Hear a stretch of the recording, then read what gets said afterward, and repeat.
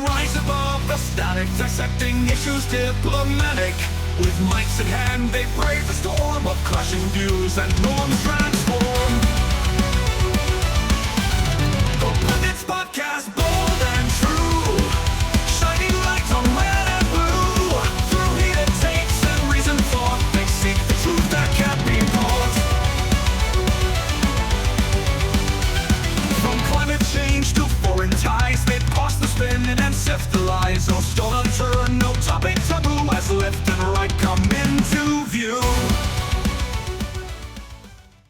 Hey everybody, this is Razib with Conversation 27, and we are here, we as in me, Razib Khan, and Josiah Neely, doing our usual thing. And there's a lot of things to talk about. We're going to talk about, this is the first week, almost a week now, of the new Trump 2, the new Trump administration, when, the knives are out, and they're really doing a lot of things.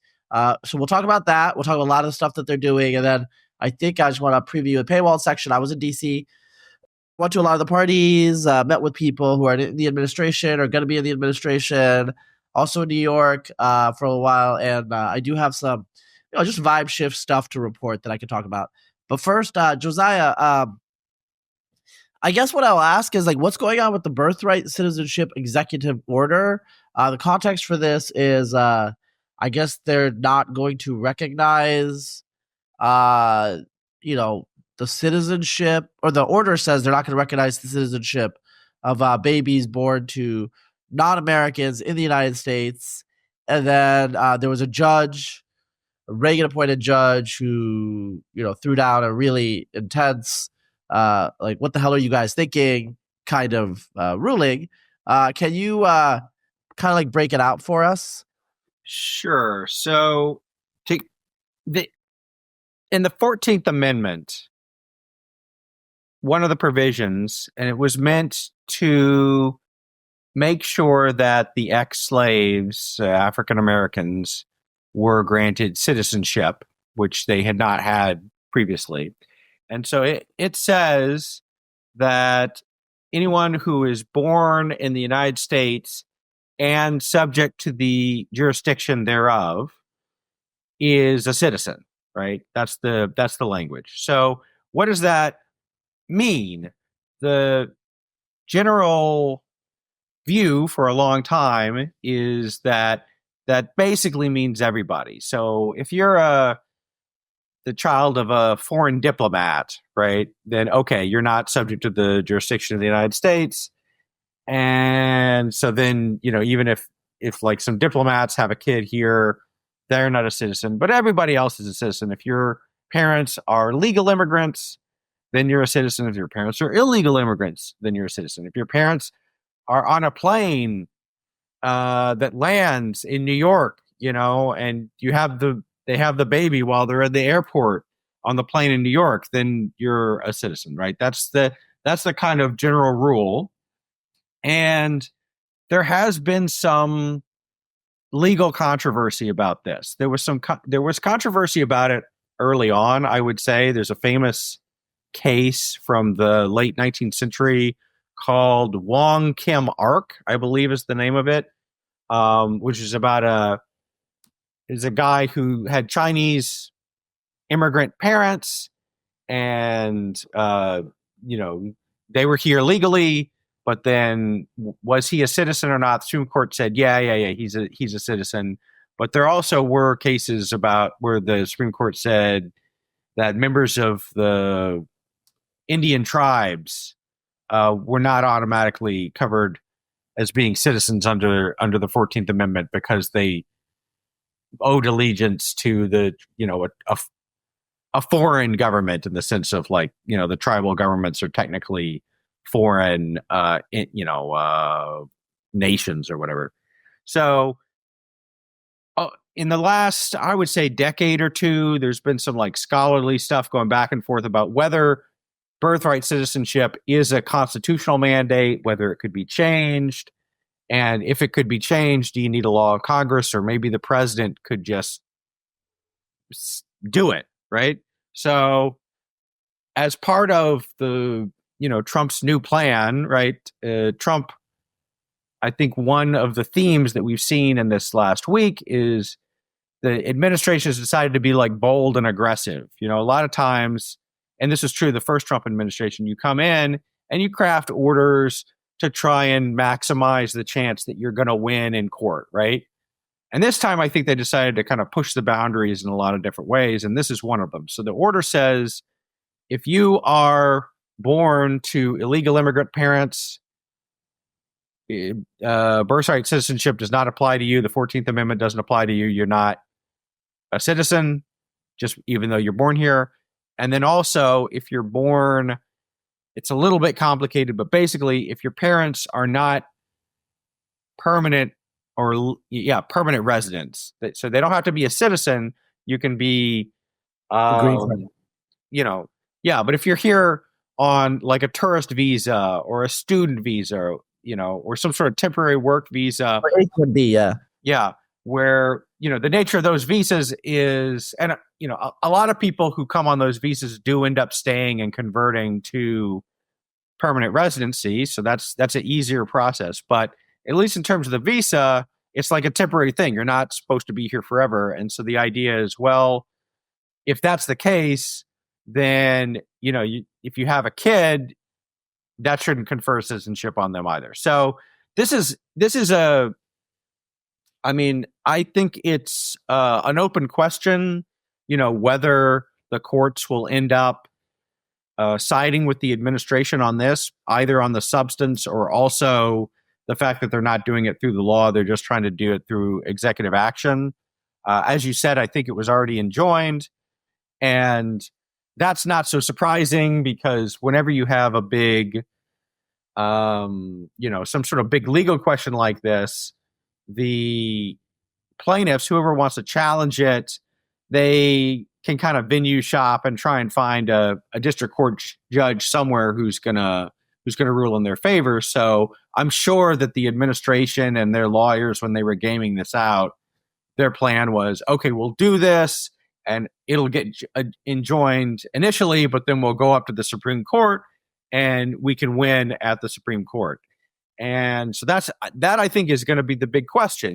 It's obviously we have a conservative majority Supreme Court, 6-3, but I don't, for this, I don't know that you're going to get all 6. I don't even know that you're going to get 5. I think you'll probably get at least 3, maybe 4. Maybe you could get 5 votes, but that's something that we'll have to develop, like over the next couple years. This thing is going to, it's going to be a big, big Supreme Court decision, but it'll take a couple years to work its way through the process.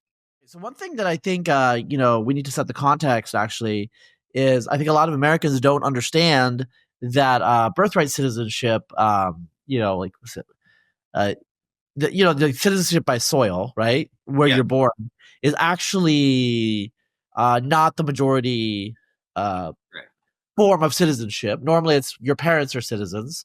That's how your lineage is determining who you're. In the old world, almost every country, has that type of citizenship. In the new world, we tend to have birthright citizenship. I think in the Americas, I think it just has to do with that.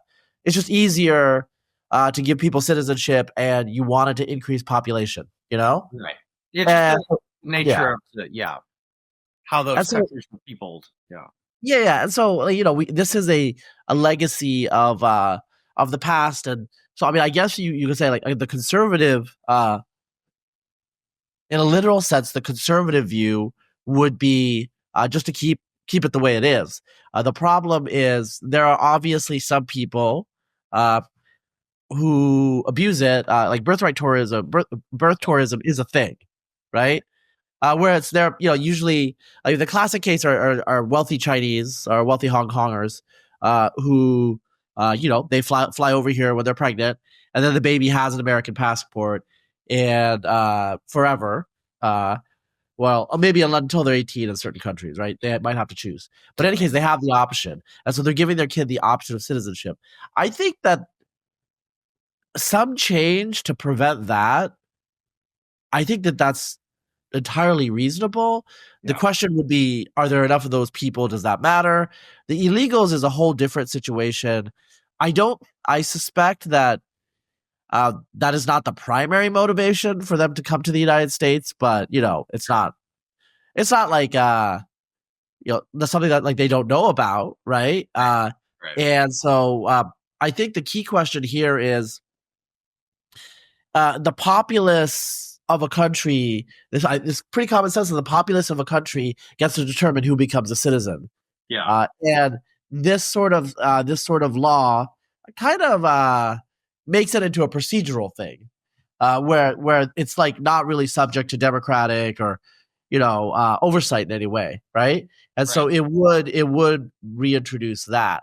I know that there are some precedents. Obviously, there are precedents that make this executive order kind of weird. But when you break it down into what other countries do and what some of the consequences of birthright citizenship are, I don't think it's actually on policy grounds that objectionable. Even if you don't agree with it, I think it's a reasonable discussion to have. Yeah. And it's so legally, I mean, so conservatives in particular, they like to go back and look at, well, what was the original meaning of this phrase, subject to the jurisdiction of the United States? And I would say, having looked into it, it's kind of ambiguous. You can find statements on both sides of the issue to some extent. It's also tricky because one of the issues as well, does birthright citizenship apply to the children of illegal immigrants, right? And at the time the 14th Amendment was enacted, illegal immigration as a category really didn't exist in the United States. I mean, at that point, if you wanted to come to the United States, and this was kind of true for a lot of countries, you just you got on a boat, or you could walk here, however you wanted to transport. You just came, there wasn't really any border control or anything like that. And there weren't any restrictions that happened. I mean, first there were laws in the late 19th century about the Chinese, restricting the Chinese from coming. But it wasn't until the early 20th century that the modern kind of system of immigration control and, visas and all that sort of stuff developed. And so, like, how does it fit in with that? It is very like, there is something kind of strange about the idea that you could come here illegally, but if you have a kid, then that kid is a citizen the same as, anybody else, right? And the same thing with the birth tourism. So these are like, from a like policy level thing, these are kind of like weird lacunae. And so I think it's just gonna, we'll have to see what the Supreme Court does to like kind of work it out. I mean, one thing that I think is kind of weird about the procedural way that they did this is that in their order, the order is only prospective, right? So they're not trying to say that people who were born to, through birth tourism or born to illegal immigrants or whatever in the past, they're taking their citizenship away, right? Which makes perfect, logistical sense. It's reasonable in that sense, but it is strange. Like, as I try and think about that from like a purely legal perspective, I don't know that that's a good thing for the president to be able to do, because what you're really saying is, like, it's framed in terms of that Trump is taking citizenship away from people or restricting citizenship rights, right? But if it's really the case that none of these people were granted citizenship under the 14th Amendment or whatever, then the flip side of that is that, like, what you're really saying is the president can just declare anybody who he wants to be citizens, like, that's the kind of mirror image of it. which I don't think would be a good idea, right? So I don't know. I mean, that's something that's going to have to get worked out. I Yeah. expect it's, and there's going to be, I'm sure, in addition to the legal stuff, these sorts of issues inspire all sorts of big think, commentary and punditry about who we are as a nation and what kind of nation do we want to be, so on and so forth or whatever. But Greenland does not have birthright citizenship, by the way. I looked it up. So, Yeah. I, Well, okay, so Wikipedia says just solely, so that's just through soil without restrictions. Almost the whole New World is like that, except for Colombia, obviously French Guyana because that's part of France, right. And then Dominican Republic, but although Haiti, interestingly, does not have birthright citizenship. And but anyway. Yeah, so it's basically the New World, and then in general, the couple of exceptions, you hear them and it's easy to figure out what's going on. So French Guiana or whatever, okay, that's part of France, and then the Dominican Republic. Why do they not have birthright citizenship? Right? Why do you think that is, Steve? They share an island with Haiti, and they don't want Haitians to be able to come over. So that's probably why they don't have it. You said Colombia is the other one. They probably have a similar thing there with Venezuelans.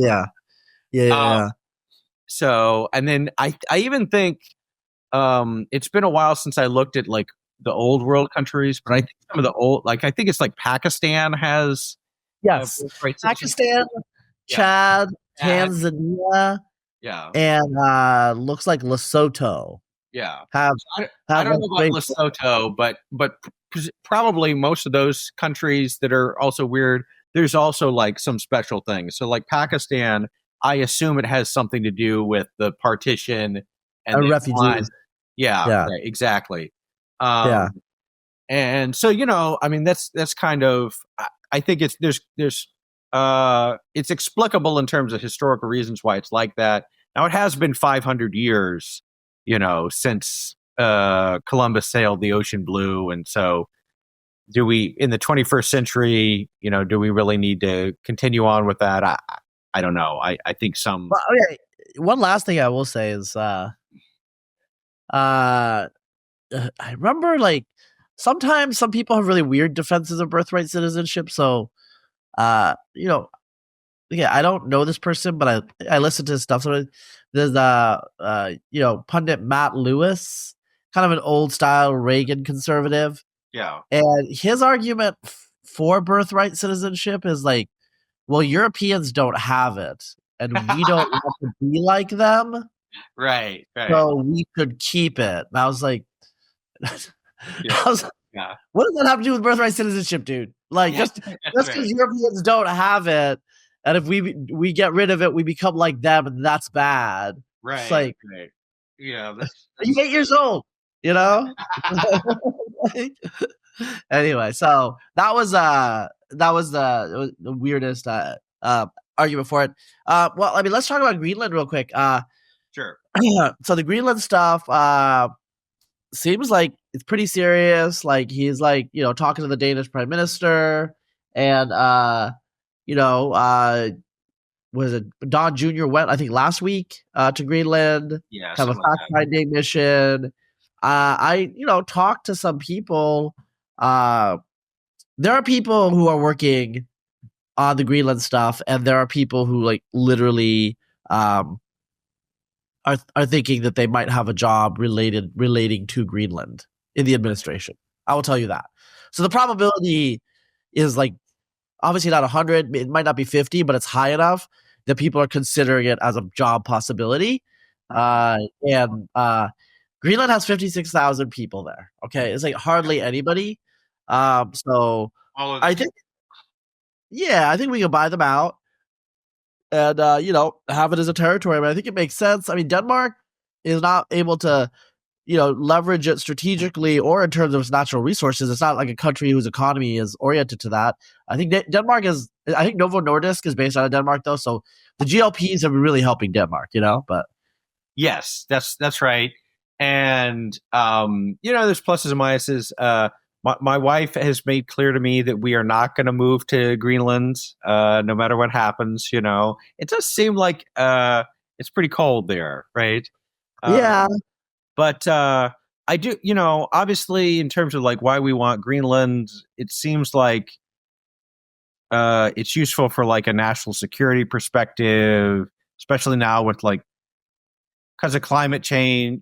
I there's someone on Twitter who is like, I used to think climate change was a hoax, but looking at how everybody's like scrambling for Greenland or whatever, maybe it's real, right? Because the Northwest Passage is open up, trade, other stuff. I'm sure there's some like minerals there or something. Yeah. In Greenland. Yeah, the issue with getting minerals out of really cold places is just that Yes, you need like high skill levels, like a lot of capital investment right. in machines.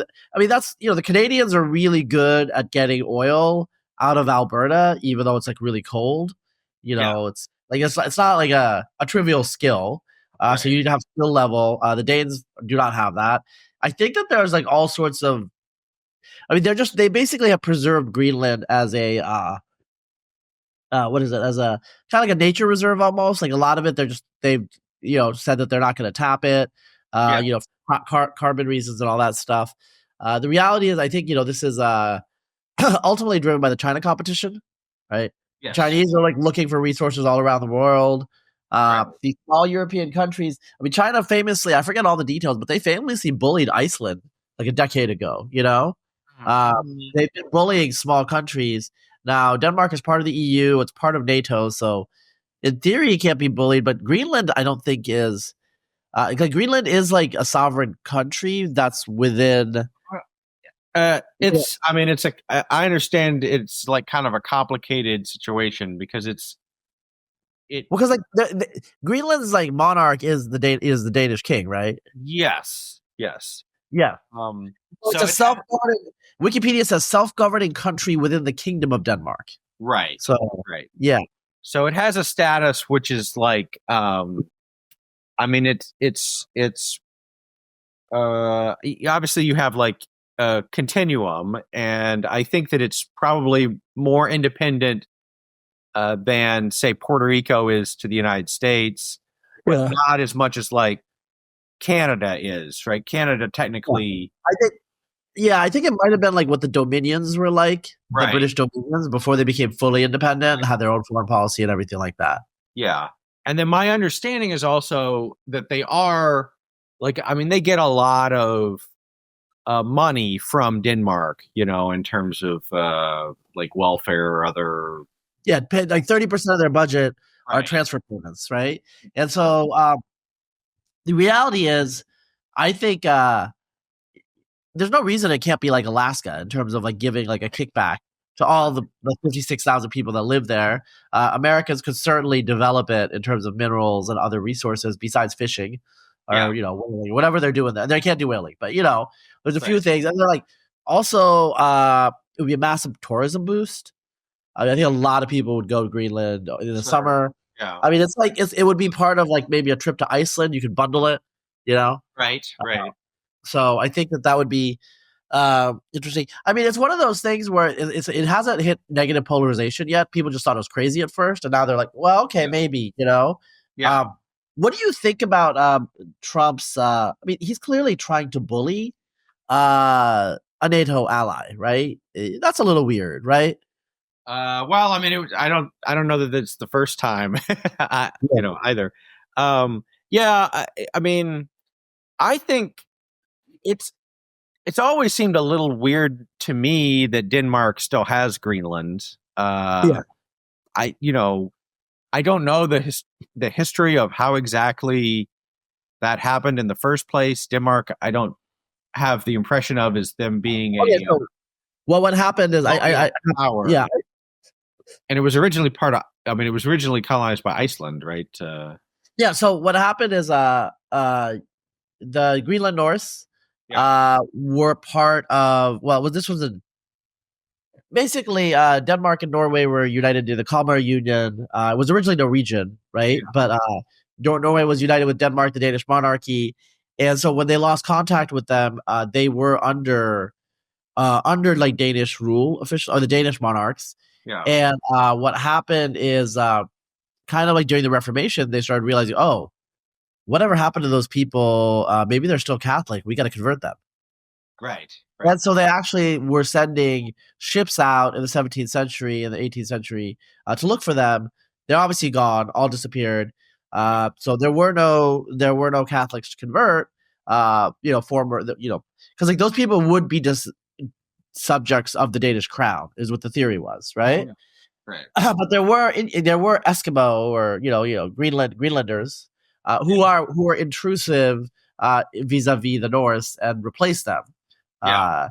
And so they converted them. They're Lutheran now, and it just kind of like became part of Denmark, because, well, I mean, once they became Lutheran and all that stuff, and they thought they had a historical connection through the Norse. So it's a little weird. There's weird. There's like an island off the coast of Nova Scotia that's still part of France. You know what I'm talking about? I don't. There's all sorts of weird little like fragments. Islands. Yeah. Yeah, there's like all sorts of. So let's see. It's Falkland Islands or whatever stuff like. yeah, that. not Falkland, but it's like off the coast of Nova Scotia. There's like a little island that the French still possess. Territory. Yeah, so Greenland does kind of fit into that mold, except that I guess the big thing is it's just really huge in terms of land, Yeah. So it's called, by the way, for those of you who are curious, it's Saint Pierre and Miquelon, and they're an archipelago in the northwest Atlantic, about like 15 miles off the coast of Newfoundland, right? Yeah. And it's like tiny little islands, and like there's hardly anyone that lives there. There's 6,000 people that live there, okay? Yeah. And they are part of France, and they're right off the coast of Newfoundland, right? It's just weird. So yeah. Denmark is like a massive version of that. Right. It's weird to think that like a huge swath of North America, because it's part of North America, yes, is part of the Kingdom of Denmark. What? Right. I mean, it's like French Guiana or whatever, except the proportions are completely the other way. Yeah. So yeah, I guess, I mean, my overall take is, I'm open to the idea. I think there's some strategic reasons why it would be useful. I also think it would be pretty cool, to do that. I don't think we should invade, and I don't think we should spend like $500 billion or whatever. I think if we want to buy Greenland, I think the right price should be the same as the price Elon bought Twitter, like 44 billion, something like that. That sounds about right to me. So I don't know. I mean, Trump, obviously he likes to drive a hard bargain or whatever. And if the Greenlanders say they want to do it, then, why not? I mean, I think the easiest thing to do is just like approach them with like cash payouts, Right. Cash payout.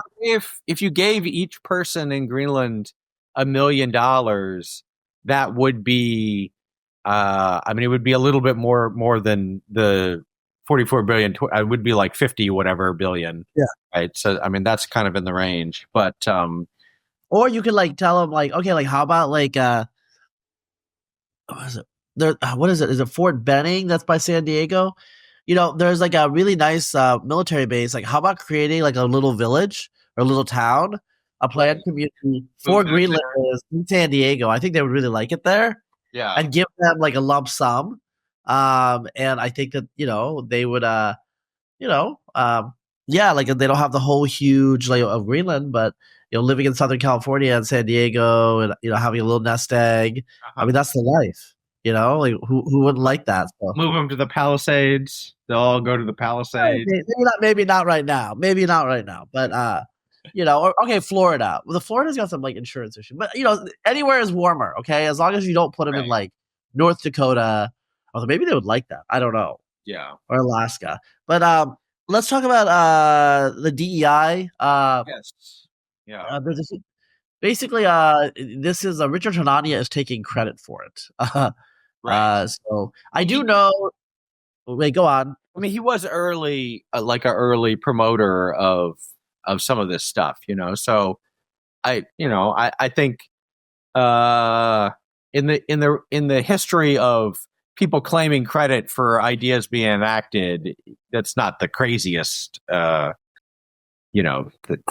thing out there. Obviously, there's a lot of other stuff going on, but yeah, I mean, so he's So I do know that he had a list of executive orders to reverse or interpret differently. And so this is 1965 executive order.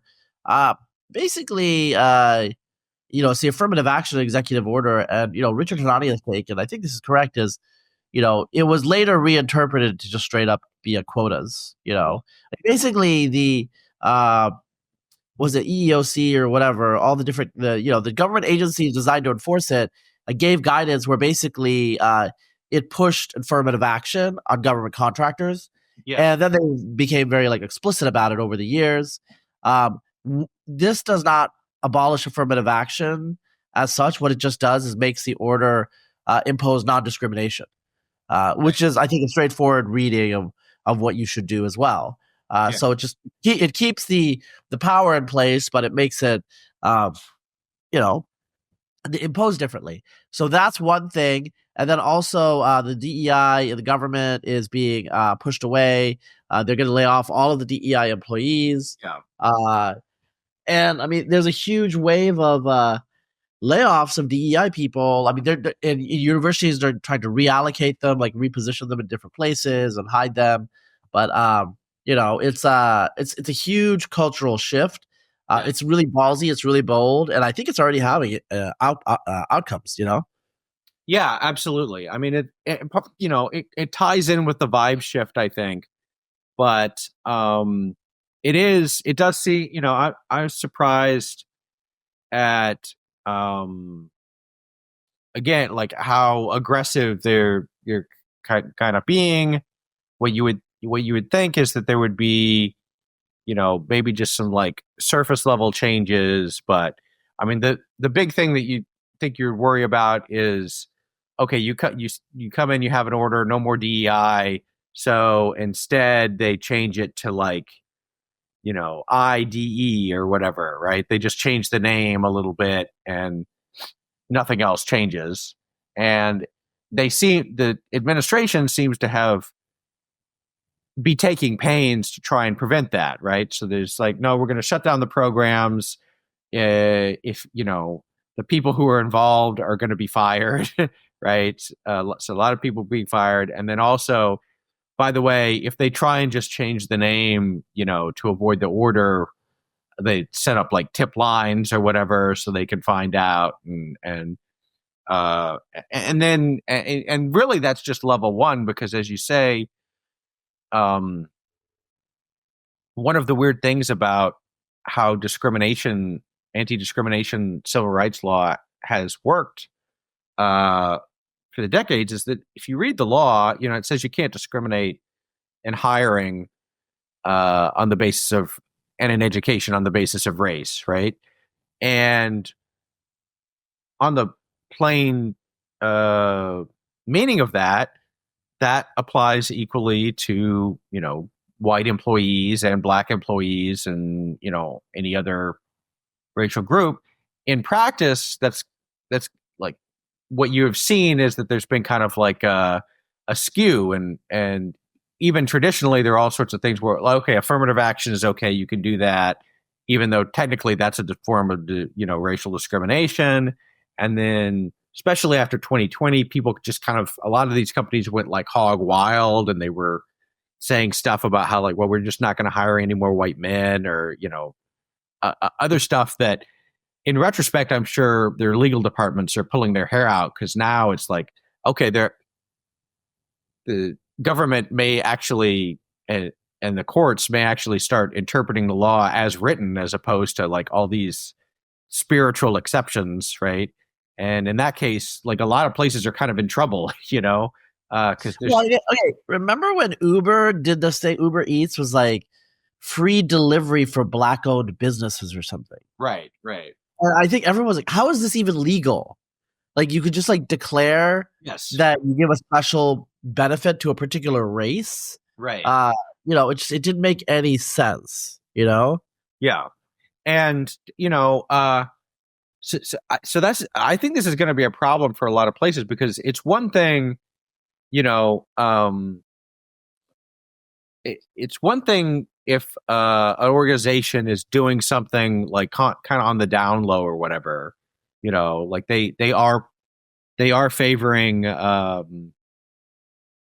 applicants or whoever based on the race, but they don't have an explicit policy that that's what they're doing, and especially after 2020, you started to, like, there's just going to be a lot of emails and public statements and other things of people that are just blatantly saying, hey, we're going to violate the law, and that's I think going to come back to bite them. So that's something that I think is going to continue to play out.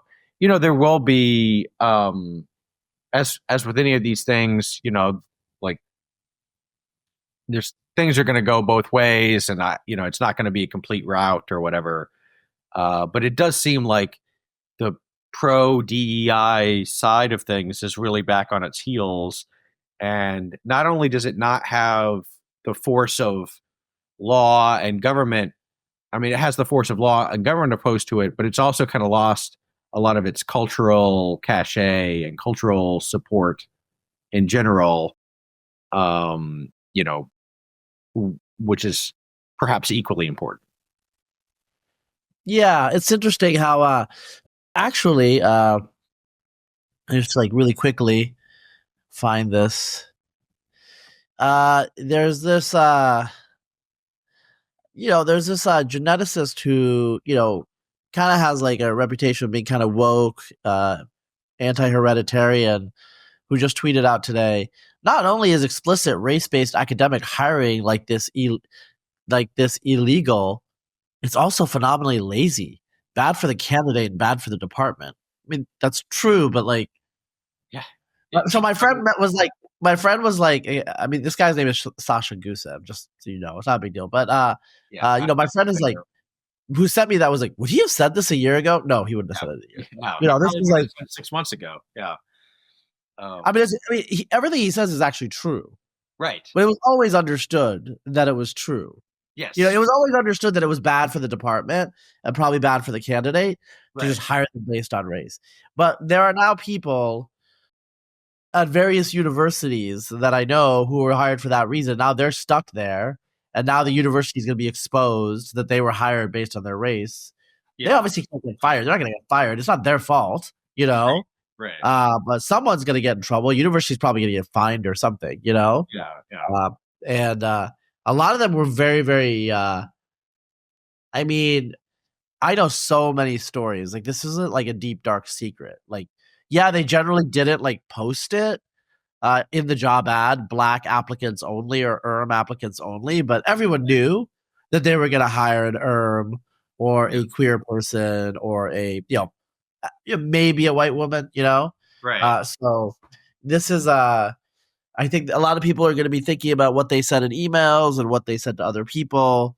And I was talking to somebody who is associated with Harvard, and I think like some dean at Harvard sent out an email where they basically implied, we're gonna have to make some changes around here, but we're pretty confident that we can handle this. So Harvard thinks, don't fuck with Harvard. They think that they can get away with it. So we'll see. Yeah, maybe. I did see that they've hired some sort of like conservative PR firm to try and defend themselves in on Capitol Hill or whatever. I mean, Harvard, the thing about like the true top tier elite institutions, I mean, they do have more visibility, but they also have just kind of like higher quality people doing this. So it's probably easier for them to cover their tracks and to come up with, some sort of facially race blind way to do what they still want to do. Right. But a lot of the thing, like, once you get out of that top tier elite, the people who are doing these jobs, they're not always like the best and the brightest, so that's also another thing, is that, like, maybe if you're really smart, you can figure out a way to still do all this stuff without ever like putting it down in writing in a way that's going to come back to bite you. But if you're like a mid-tier person, right, you're just not smart enough to even think about that, So that's one thing. And then the other thing is, even at Harvard, I mean, maybe at Harvard they're still like totally committed, but this is, I think, where the cultural vibe shift stuff comes into play. Like, at a certain point, it's like, do we really want to, like, yes, like maybe they can, come up with some convoluted way to still do DEI stuff without calling it DEI stuff and get away with it. But like, at the end of the day, do they really want to expend that much energy on it? Like, maybe they're still just all true believers, but some of it, people were just doing it because that was like the given thing for the culture. So if there's a shift in the culture, I mean, okay, to some extent, they're still going to do, like, I don't think Harvard is ever going to totally get rid of affirmative action, if they can help it, right? But maybe they won't go like quite so far, right? Maybe instead of like contorting themselves so that 14% of their student body is Black, they're fine with it being 5%, right? Or 8% or whatever, I don't know. So that's something that I think remains to be seen. Yeah, I mean, there was there was affirmative action and there were preferences before. It's just that it got really blatant in the last decade, really blatant. Yeah. Instead of just like, like, let's make a proactive effort to diversify and maybe give some preference. Like, and some of this is not really, I mean, it depends, not really kosher anyway, but like give some preference suddenly. But, it got really crazy in the last 5 years, the stuff that you saw. And it would, it got crazy in a way where they would post a job ad, they would have a bunch of people apply and they would shut down the search because they didn't find the right race candidate. Right. Yeah. Okay. Like, that's how they would do it. Yeah. And when they shut down the search, you immediately realized what the issue was. Right. Right. It was never a search for just any candidate. Yeah. And then they would I have a lot of stories, but one story was like, I have a friend who is now in the private sector, but he was at a Research One university. I mean, he was at Michigan State. I just say it. But it's 2025. Who cares? It's a while ago. He's at Michigan State, and anyway, there was a hiring search, and they added a African American woman to add diversity. She was definitely not like actually like a top tier candidate when it came to all the academic stuff. But the director of the search, the head of the search committee was like, we need to have her in the final 6 so that we just tell the dean or tell whatever right. the university that we had Black candidate, Yeah. But she's obviously not going to get hired. And my friend was like, okay, like whatever, like she got hired. Yeah, right. Like he was the only one that would, like, even like everyone they just felt like they had to vote for her, Yeah. But the issue is like, just like very, very, very like not up to par for Michigan State. Candidly, how does this sort of stuff like sustain over the years in terms of not causing resentment and just like kind of these because I was talking to Megan McCardle in DC, and in 2020 there was this whole thing about publishing industry hired a bunch of Black women because that's what you do. You hire a bunch of Black women in 2020, right. And hope that they can be like great performers even if they have no experience in the industry. And they didn't work out, and they laid them all off or fired them or whatever in the next couple of years. But that's because publishing is a capitalist enterprise, and if they're not selling books, if they're not like adding to the bottom line of the revenue, you got to get rid of people, right? Yeah. Academia doesn't work like that. Right. There's no market signal. Like the people that they bring in are going to be around forever. And it's not just like race. Like there are plenty of academics that are now hired because they're queer. Yes. Right. Who the fuck cares about that? I don't know. It's just like, And we're not talking about like queer theory or gender. We're not talking about comparative literature academics. I'm talking like research psychologists. Like there's a real Yes, right. we need a queer research psychologist. What the stuff like this got really out of control. So the correction is going to be nasty, and I said on social media, I've been telling people in academia for the last 5 years, this is going to happen. This is going to happen. Some people literally would laugh and just like did not believe Yeah. that the government would ever do anything about this. They thought they could continue to do this forever. Right. So those people are going to be shocked. There's other things relating to public comment from NIH people in terms of conferences, presentations, everything like that, and grant reviews, and academics are freaking out. I mean, some of it is like not great in terms of like what it's doing to people's schedules, but from what I understand, the goal is just to like put a stop to everything right now and then review it and then restart. Right. Because you can't do it on a case by case basis. There's too much going on, so they need a blanket stop. Because there are things like DEI that they're going to rip out, but a lot of the people in these agencies want to keep them through some subterfuge, right? So, and a lot of the civil service is pretty angry about all these things, all these changes, and their DEI colleagues being laid off. But the story of Trump 1 partly was subversion and undermining from the personnel. They're not going to let that happen again, right? Right. Yeah, I think I think they are taking a much firmer line to try and avoid that. I don't think, we'll have to see. It's been a week, it's been like a lot has happened. The counterattack, I assume is coming, right? Because there still are, even with all this, there still are going to be a lot of people in these agencies that are not on board with whatever the agenda is, right? And it will vary depending on what the agency is. I think something like Border Patrol or ICE, those are kind of agencies where probably most people were ready to rock it. Most of the like rank and file are ready to rock and roll with the Trump agenda. They were probably chafing under some of the like Biden era stuff, right? It's just not because of the mission of the organization. But I don't know, it would like HHS, Department of Education, EPA, or whatever. Probably not the same, scenario there, right? So there will, I'm sure there will continue to be battles, right? But certainly, the Trump administration is at least taking a concerted effort in a way that really has not.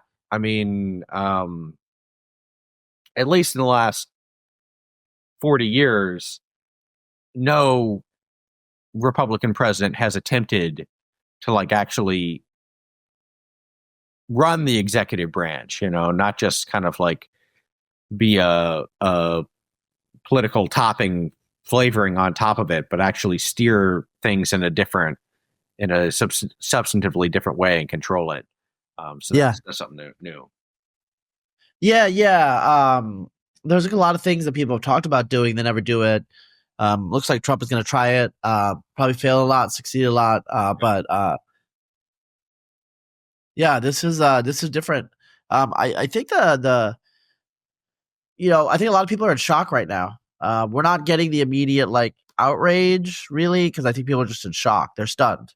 Yeah. And obviously I think the fact that Trump won the popular vote, the fact that there are these like broader cultural forces, I think are also helpful in this regard. There's not as much like, and to some extent, like the 4 years I think helped Trump. Both gave him time to like prepare what the strategy was. It gave people to see like what the alternative was, which they really didn't like. And to some extent, people like the anti-Trump people, a lot of them just seem kind of like tired out, like it's just worn out from eight. Bulwark is still here. They're still, yeah. Jennifer Rubin, there still are. What's her new thing? It's called the Contrarian. Yeah, it's gonna be. I don't know. It's gonna be cultural. There's gonna be great things. It's gonna be I don't know. column. Yeah. The contrarian. Yeah, pro democracy food.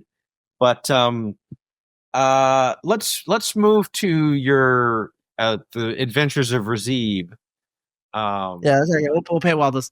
Okay, so hope you enjoyed the podcast so far. To listen to the rest of it, please go to conversation.substack.com.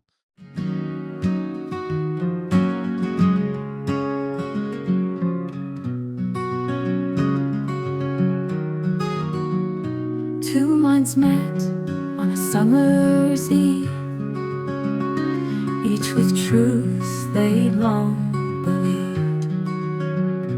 Words flowed like a winding stream as hours passed in deep debate. And after all was said and done, they found a thread of common ground. In listening close, they came to see a shared humanity. They spoke of justice, spoke of change, of history's weight and future's range. Their views at first seemed worlds apart, but patience bridged the divide. And after all was said and done, they found a thread of common ground. And listening close, they came to see a shared humanity. They spoke of justice, spoke of change, of history's weight and future's range. Their views at first seemed worlds apart, but patience bridged the divide. It's not about who's wrong or right, but understanding others' light. In civil discourse we can find ties that gently bind.